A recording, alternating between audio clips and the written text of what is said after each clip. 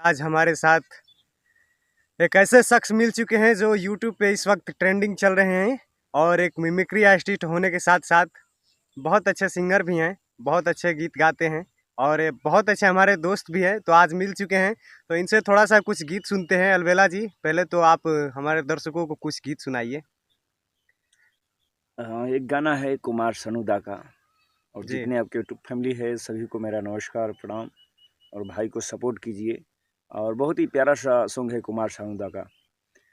दिल मेरे तू दीवाना है, पागल है मैंने माना है, पल पल आहें भरता है, कहने से क्यों डरता है, दिल मेरे तू दीवाना है।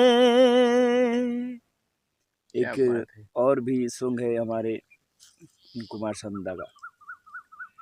मेरा चांद मुझे आया है नजर, ऐ रात जरा थम थम के गुजर, छाया है नशा मेरी आँखों पर, मेरा चांद मुझे आया है नजर। क्या बात है, क्या तो बात इसी है। तरह कुछ गाने हैं जो मैं गा लेता हूँ। और कोई एक आध दो सुनाइए। किशोर दा का बहुत अच्छे गीत गाते हैं आप। किशोर दा का भी बहुत अच्छा सॉन्ग है। एक जिंदगी एक सफर है सुहाना, यह कल क्या हो किसने जाना, जिंदगी एक सफर है सुहाना, यहाँ कल क्या हो किसने जाना, जिंदगी एक सफर है सुहाना, यहाँ कल क्या हो किसने जाना, अरे उडले उडले उडले उडले ओ, अरे उडले उडले उडले उडले ओ। तो इस तरह करते हैं दोस्तों, गा लेते हैं थोड़ा बहुत। प्यार आशीर्वाद है आप सभी का। और मस्ताना जी बहुत अच्छे सिंगर हैं, राइटर भी हैं। तो आप भी सुना दीजिए दर्शकों को एक कोई गीत। जी बिल्कुल, हमारी ऑडियंस तो हमारी गीत सुनती ही है, लेकिन आज मिल चुके थे तो आप सभी सुने कि सोचे कि थोड़ा आप भी गुनगुना दीजिए हमारे दर्शकों के लिए। और एक गीत है,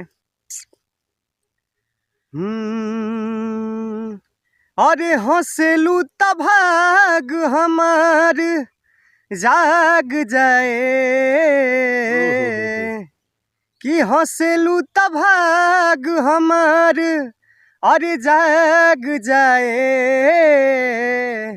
जा हमरो उमर कि जा हमरो उमर, जा हमरो उमर तोहरे के लग जाए, जा हमरो उमर तोहरे के लग जाए, मिलके जब जालू मोरे धान हो, जियारा जरेला छन छन हो, मिलके जब जालू मोरे धान हो, जियारा जरेला छन छन हो, रहेलू तू सोझा दुख भाग जाए, रहेलू तू सोझा दुख भाग जाए, जा हमरो उमर तोहरे के लग जाए, जा हमरो उमर तोहरे के लग जाए। और एक गाना है, अरे हमारे खातिर तोहरा के दुनिया में भेजौले बाड़े, कि हमारे खातिर तोहरा के अरे दुनिया में भेजौले बाड़े, कि भगवान बड़ी फुर्सत से तोहरा के बनौले बाड़े भगवान बड़ी फुर्सत से, तोहरा के बनौले बाड़े। हो रूपवा तोहर जैसे भोर के किरनिया, अखिया में प्यार के समाइल बा दुनिया। रूपवा तोहर जैसे भोर के किरनिया, अखिया में प्यार के समाइल बा दुनिया। बिंदिया बुझाला ऐसे जैसे चांद सजौले बाड़े, अरे बिंदिया बुझाला ऐसे जैसे चांद सजौले बाड़े। भगवान बड़ी फुर्सत से तोहरा के बनौले बाड़े।